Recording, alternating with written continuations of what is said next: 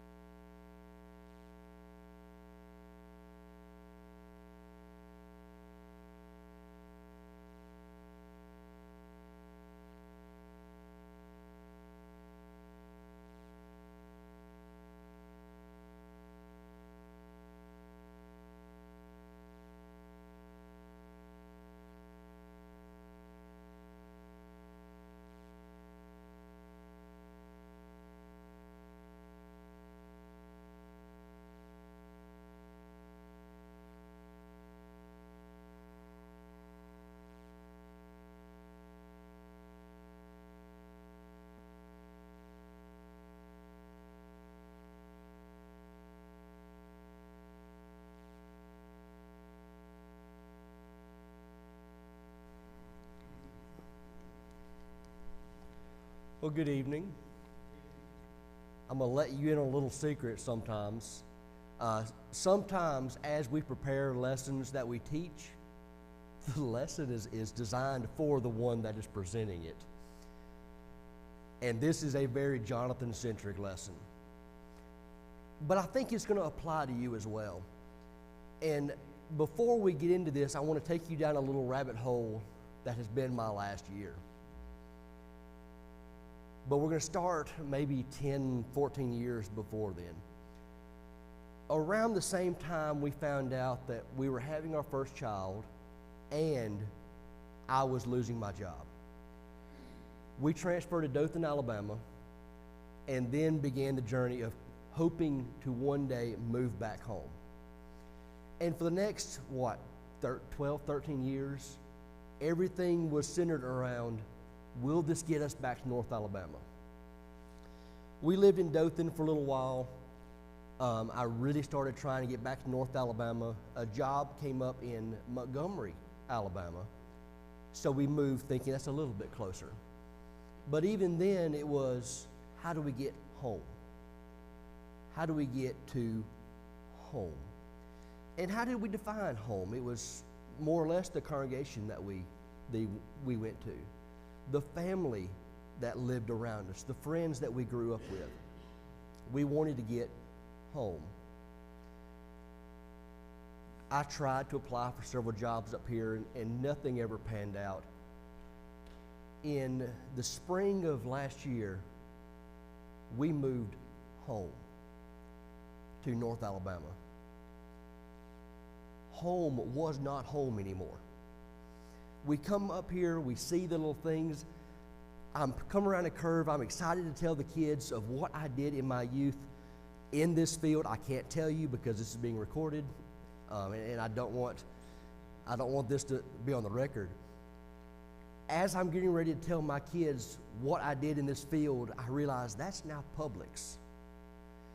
A lot of the things that I remembered from 15, 20 years ago is not home anymore. We lived in Prattville for what, 12?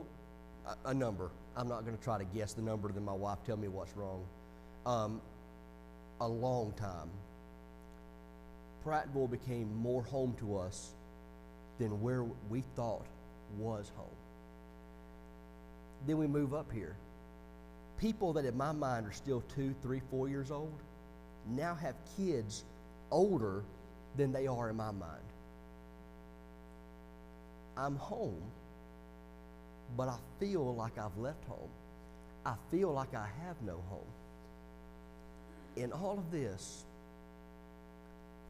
I'm starting to question who I am, because I identified with the church that I went to. We left that church. We were now searching for a church. I identified with the job that I worked for the last few years. Well, I left that job. I was in college to try to prepare for a better role at that place of employment.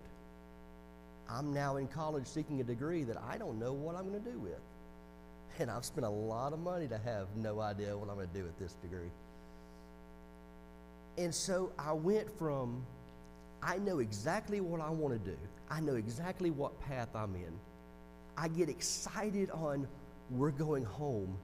And then I get over here and I have no clue where I am, who I am, or what I'm doing. I very excitedly lost my identity. And I was not excited about that at all. And that brought me to most of what we have today's lesson. Shortly after we moved up, we took the kids on this. I enjoyed it. The kids hated it. My wife tolerated it. We went through all the little things of where we were when my wife and I got married before we had children. We grew up in Decatur. We got married. We bought our first house in Decatur. We drove the kids by the first house that my wife and I bought. The flower beds that I worked so hard to build are no longer there. A fence that I lovingly put together is no longer there. A lot of things that I built on the house are gone.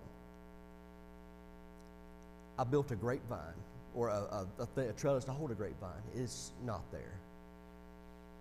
We left there, and then we went by the skate rink, the skate castle. That's not a skate rink anymore.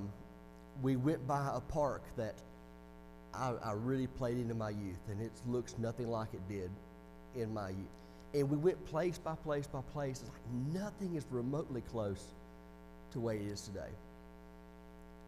And then 2 weeks ago, I guess 2 weeks ago, it might have been 3 weeks ago, I went with the youth to their retreat. There is one memory that I hold sacred, and that memory was violated a few weeks ago. You see, this is one of the greatest places to me in my life. This is Maywood Christian Camp, and that is Luke standing in front of that sign. This is in 2019. You may not be familiar with Maywood, but Maywood has had a very big impact on who I am. A lot of great decisions were made there, a few great decisions. A lot of bad decisions were made there. A lot of really fun stories that I can't tell in an open foyer like this. Maywood was great for me. It's where I was baptized. My wife and I were dating as we were campers there. I went back 1 year as a counselor. The youth retreat was held at Maywood. And the whole 2 or 3 weeks leading up to it, I was thinking, I get to go back and sit on the benches where my wife and I were dating years ago. And I got so nostalgic. I tried to hide it, but I was so excited about going back and just reliving some of those memories. This is Maywood now. You're not going to be able to tell the difference. I'm not going to go into what the camp is, but just the difference inside. And I want you to see how excited I was when I got there.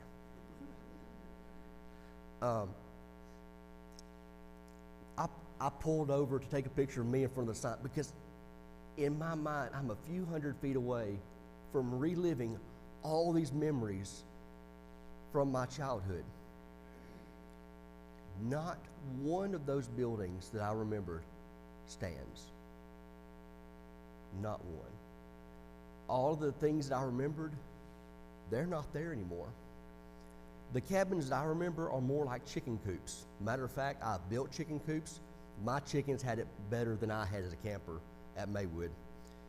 They now have air conditioning and indoor plumbing. That's trash. We were getting into our cabin, us and the guys, and I'm sitting there thinking, it's like, there used to be a bathhouse around here, and then it occurred to me that where my bed was right over the bathhouse. Used to, at night, you had to sneak out of your cabin because counselors would think you're getting into trouble if you're leaving in the middle of the night when you just have to go to the restroom. You have to go to this bathhouse, which is 40 yards away from the cabin, depending on which one you're in. There was no indoor plumbing. There is now. And so, where I battled myself over the last year was a mixture of living in the past and then losing who I am today. Because I grew up in the church. I've served our Lord almost my entire life. But yet I've come to realize there are certain things that I had forgotten. And even though I knew them, the way that I acted, the way that I thought, the way that I expressed myself, it did not suggest that I knew what I knew. So today I want to just back up and look at a few things that don't change, to look at some of the basics, because it is surprisingly easy to forget things that we know, because you can know something but then still not do it. You see, Solomon spoke of living in the past. Solomon said, "Say not thou, what is the cause that the former days were better than these? For thou dost not inquire wisely concerning this." Some versions say, what you ask is not based in wisdom. You see, we can always look at the way things were. We're in a very politically charged environment today, and I think the current ones in charge politically, just the dynamic stirs the pot better than other administrations may. Not saying it's good or bad, I'm just saying the environment today is more apt to stir up conversations than maybe in the past.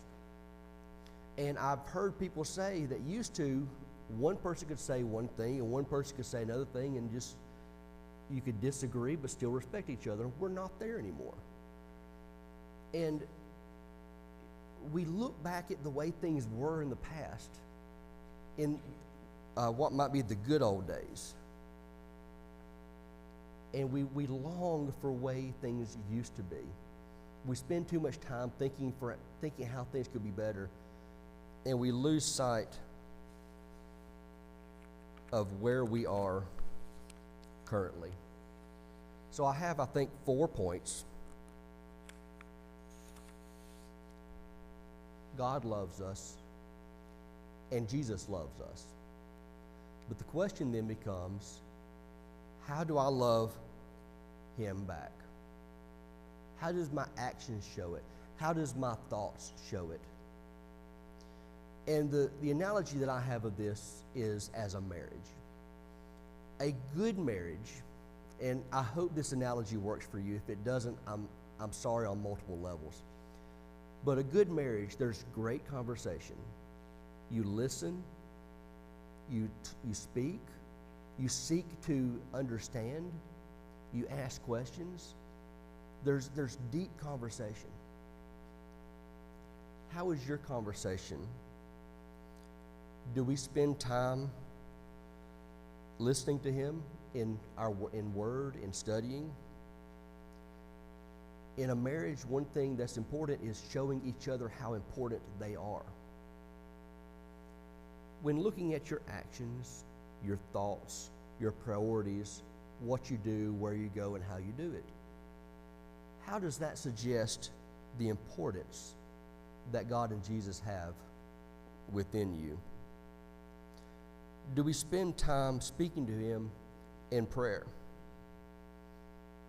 And then how do we love him?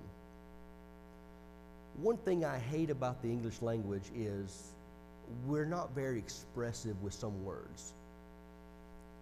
I love my wife. I love hot dogs. Same word, two very different meanings. The Greeks had 4 words for love: phileo, eros, storge, and agapos. You had phileo, which is the brotherly love. You had eros, which is the husband-wife. We get the word erotic from that, eros. Storge is the familial love, and agape is unconditional love.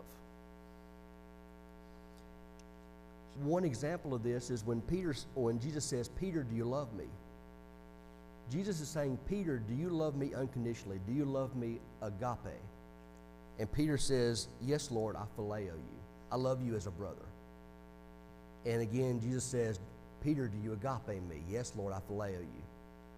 Finally, the last question is, "Peter, do you phileo me? Do you love me as a brother?" "Yes, Lord, I love you as a brother." We lose sight of the difference of meaning. But looking in those 4 terms, a familial love, a friendship love, a relationship love, or an unconditional love, how would you define your love to the God, or to the Father and the Son? One of the songs we sing, and I may be fixing to ruin this song for you, and if so, I apologize. The song "Trust and Obey." I love this song, but in a way that you're not going to follow until I explain it to you.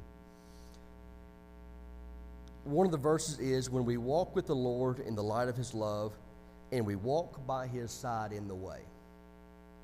I think we all understand what the author is trying to say. I look at this differently.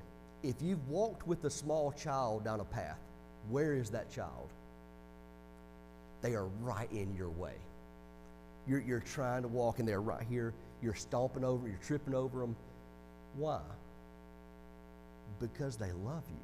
Because they want to be so close to you. They're infatuated with you. Especially, it may not be for everyone, but for a father and child, just that awesomeness of being right there with them. They're always in your way doing everything, especially if you're trying to work with them. I was trying to till a garden one time with my son, and it ended up me walking like this because he's right here. They're always right there in the way. And that's why I love that verse, because to me, I'm the child, and I love the Father so much that I'm walking with him by his side in his way, because I want to be so close to him, he can't do anything because I'm right there. When we walk with the Lord in the light of his love, and we walk by his side in the way. Are we infatuated with our Father? Are we infatuated with His Son? Are we infatuated with the Spirit? You see, it's easy to say we love Him. It's easy to take a few acts and make us think that we do. But one thing that I learned over the last few months is Jonathan was focused too much on Jonathan. Jonathan was defining himself in some of the roles that he had. And I was not depressed, but I was heading that direction. And I took out a sheet of paper and I started writing down who I am, because I was wondering, who am I? And it occurred to me that I put a lot of things on that list before I ever wrote Christian. And that really bothered me. And I bring all this up because perhaps one or two of us in this room could relate to something like that as well. But you know, if God does love me so much, I mean, John 3:16, for He loved the world that He gave His only begotten Son for me. That, you know, it's easy to say that nothing bad can happen to me because He loves me so much, He's going to take care of me, He wants the best for me. But the second thing that never changes is, the Lord gave and the Lord hath taken away. Blessed be His name. This comes from the book of Job. If you were to ask me what's the scariest passage in the whole Bible, it's Job 1. Because it opens in this almost a staff meeting. And God says to Satan, well, what have you been up to? And Satan says, I've been just wandering around to and fro, doing how you know this. And God says, have you considered my servant Job? That frightens me, because I do not want God to be in that staff meeting and say, have you considered my servant Jonathan? Or even worse, have you considered my servant one of Jonathan's children? You see, that's frightening. But this verse comes after calamity after calamity happens. Multiple people come to Job and says, this happened, this happened, this happened. The Lord gave and the Lord taken away, but what? Blessed be His name. You see, the Lord gives to us, but it's not definite. The Lord follows that up with a definitely, it can be taken away. In Genesis chapter 1 and chapter 2, everything is created. Adam and Eve, they're in the garden. Life is perfect. And I love a certain spot in chapter 3. This is my favorite verse, where after the fall of man, they've eaten the fruit. They realize they're naked. They hear the voice of God walking in the garden. Just the normalcy of that. It's almost as if it's an everyday occurrence. There's nothing out of the ordinary about this. There is a person-to-person relationship there. They lost that. That was guaranteed at the beginning. You have a relationship with me. All you have to do is not eat. They ate. They lost that relationship. Look at Saul. Saul was given the ability to be the first king of Israel. But when they defeated the Amalekites, all he did was keep a few cattle and not immediately kill the king, and his kingship was ripped away from him. You see, the Lord gives and the Lord takes. We have been given everlasting life, the ability to have a relationship with the Almighty God, and we have been given His name. But if we do not do all that's expected of us, we will lose exactly what we were given. All of us are or were lost children seeking and being sought by a father. All of us are or were lost children seeking and being sought by a father. But the question then, who is that father? If you'll flip over to John 8, we're going to read verses 30 through 44. John chapter 8, verses 30 through 44. And as he spake these words, many believed on him. Now, I want you to stay with me because we're already recognizing that the people that he's speaking to are believers. They're not just scribes or Pharisees. These are people who already believe that Jesus is who he says he is. And then Jesus said to those Jews which believed on him, I already said it twice now, if you continue in my word, then you are my disciples indeed. And you shall know the truth, and the truth shall set you free. They answered him, we are Abraham's seed, and were never in bondage to any man. How sayest you, you shall be made free? Jesus answered them, verily, verily, I say unto you, whosoever commits sin is the servant of sin. And the servant abides not in the house forever, but the Son abideth forever. If the Son therefore shall make you free, you shall be free indeed. I know that you are Abraham's seed, but you seek to kill me, because my word hath no place in you. I speak that which I have seen in my Father, and you do that which ye have seen with your father. They answered and said unto him, Abraham is our father. Jesus said unto them, if you were Abraham's children, you would do the works of Abraham. But now you seek to kill me, a man that hath told you the truth, which I have heard of God. This did not Abraham. Now this is the part I wanted to key in on. You do the works of your father. They said to him, we be not born of fornication, we have one Father, even God. Jesus said to them, if God were your Father, you would love me, for I proceeded forth and came from God, neither came I of myself, but he sent me. Why do you not understand my speech, even because you cannot hear my word? You are of your father the devil, and the lust of your father you do well.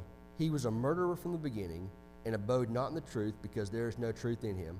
When he speaks a lie, he speaketh of his own, for he is a liar and the father of it. You see, there are two fathers. Two fathers. In my first iteration of these slides, my question was, who's your daddy? I thought that was a little bit disrespectful. So I changed it to, who is that father? But who is your daddy? Because you're serving one of those two. These people, now some of them were trying to kill Jesus, but they believed on him also. Yes, I understand how contradictory that is just now, never mind. But believing only is not enough. In high school, I had a friend named TJ. And TJ wasn't really my friend, but he and I were in the same circle. My friends and his friends interacted, so sometimes I was around TJ. One thing you have to understand about TJ is his parents and siblings were white, a white family. He was Asian. And we were sitting at a food court one time, and some friends came up of his parents, and the two were talking, and they saw TJ, and one of them leaned in and said, does he know he's adopted? Asian kid, white parents, does he know he's adopted? My friend is a rational, calm, reasonable person, so he stands up and yells, what? I'm adopted? And to us, it was hilarious. We all fell out laughing because there's no way that could not be not adopted. Another thing TJ This may not have been TJ, but y'all don't know TJ, so I'm going to ascribe it to him nonetheless. Another thing TJ said was one time him and his brothers got into an argument, and the brothers said, our parents didn't have you, so you're not really our brother. TJ's response was, our parents chose me, y'all just happened to them. That was beautiful. Shut the argument down then and there. We are adopted. We are adopted heirs. You see, God loved us so much that he looked at us and said, I know they messed up. I know that they are the reason I can't have a relationship with them. I love them so much, I'm going to make them my own and do what it takes to get them.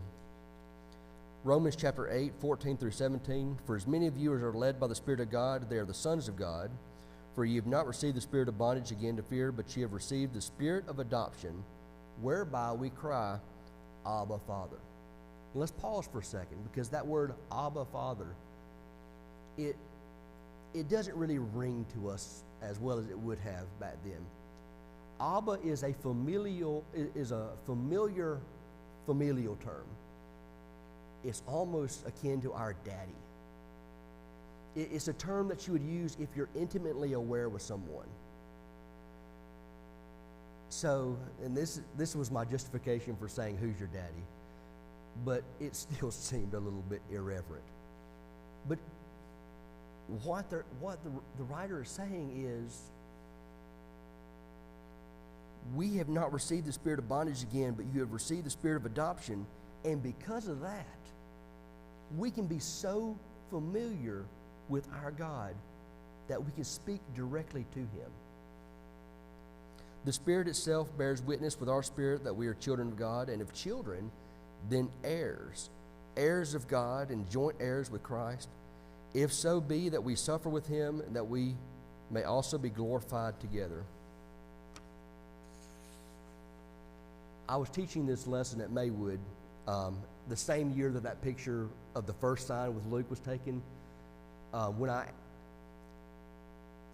If you make certain indiscretions as a youth, you have to send an email and ask, can I be a counselor?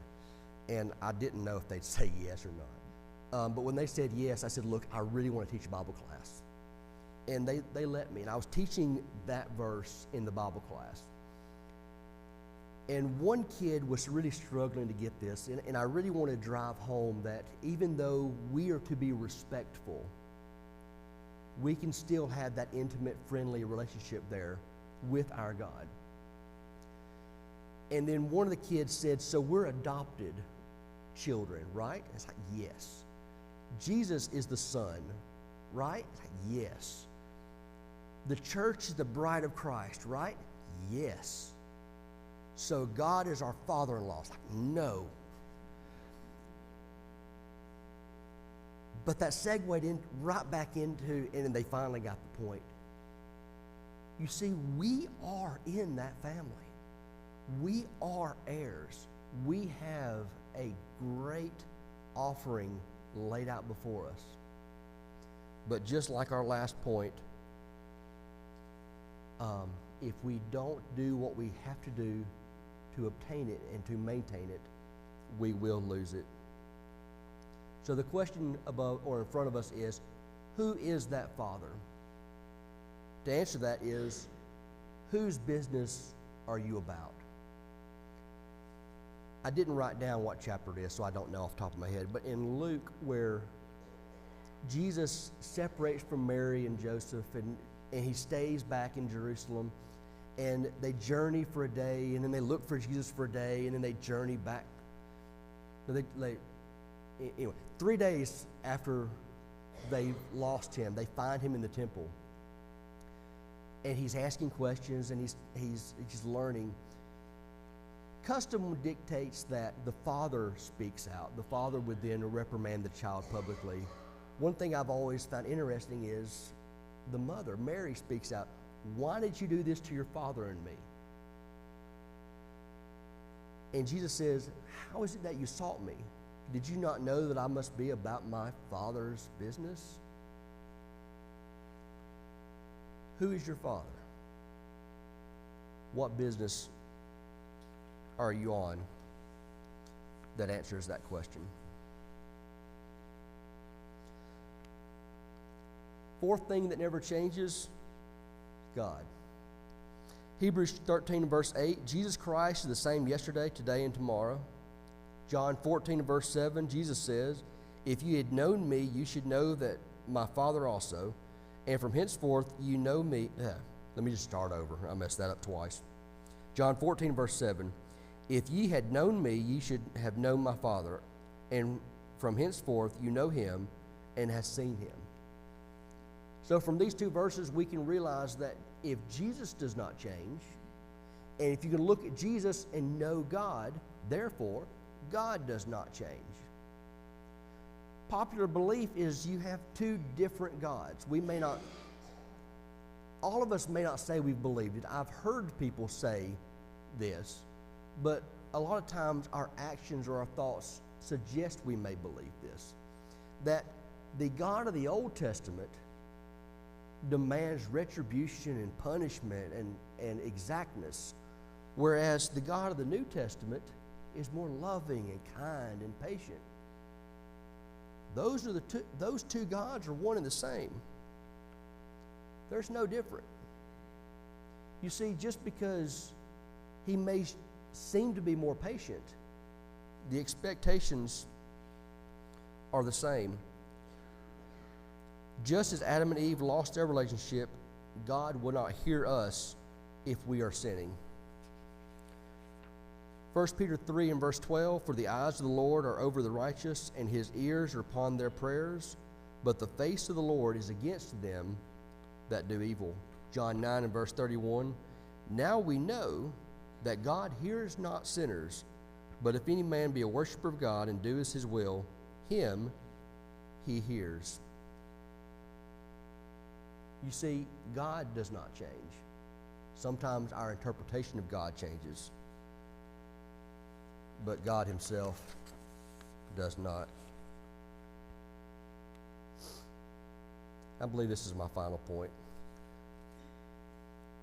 The penultimate point. Who we are, who we were, doesn't matter. Only who we are. You ever done something so embarrassing that you can think of it years later and it still makes you kind of cringe? I remember one time I was in a restroom. This may not be a good example. Someone knocks on the door, and what do you say in that kind of situation? I didn't know, so I panicked and said, hold on, I'm still eating. No clue where that came from. I'm getting embarrassed right now just thinking about that, and I'm pretty sure I'm the only one that ever remembers that event. I know each of you has something in your life that you can think of does the same. One of the kids got in the car one day and said, Daddy, I called the teacher Mommy. And it's like, who cares? But that was devastating to the child. We have events in our life. To the kids, I call these bad decisions. Things that we have done that we cannot forget. At that youth retreat at Maywood, the theme was broken together.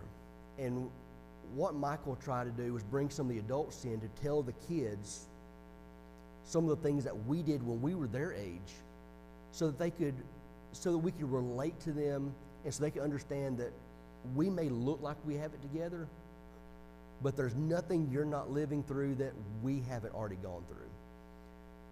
And to some of the older teenagers, I told them some of the things that I did when I was their age. I hadn't even thought about those acts since 7th, 8th, 9th grade. That was 20-something years ago. But yet, it still bothered. I started getting choked up just trying to explain to them of the things that I did, past sins. These are things that I've been forgiven of, that I've gone to people and said, look, I'm sorry. They've forgiven me. but to a degree, I have not forgiven me. We sometimes define ourselves by our past. But we look at people like Saul and Paul. He was not defined by what he did, but rather who he was at the end. Matthew 20 Matthew 21 through 16, 20 verses 1 through 16.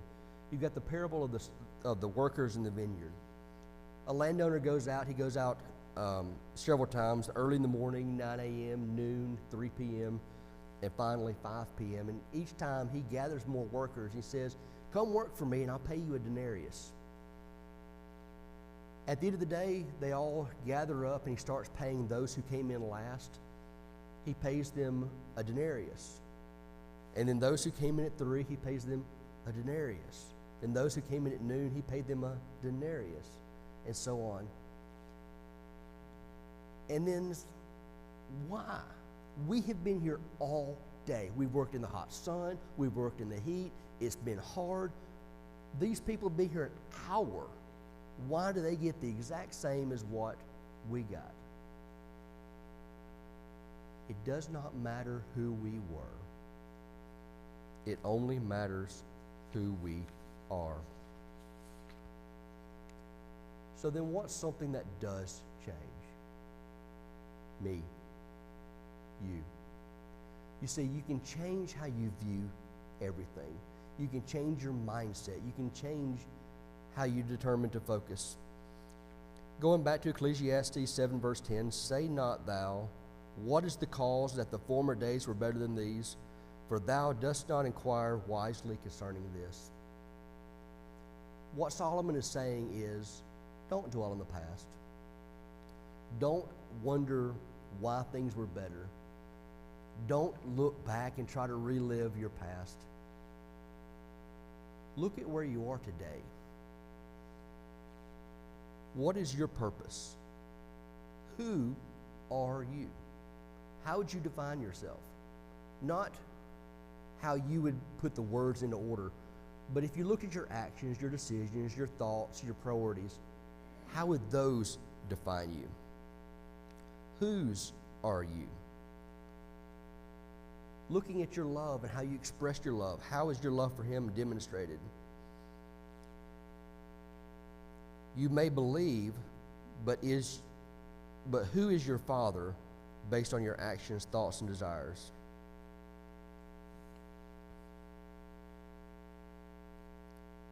And I did not finish typing my last point.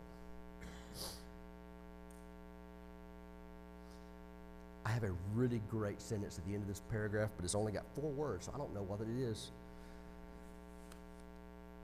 But as you go through your week this week, Jonathan is going to stop worrying about the past.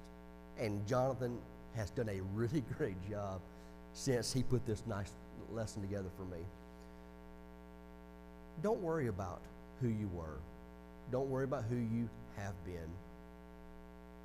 Ask yourself, who do you want to be? Ask yourself, who are you serving now? Whose are you? Thank you.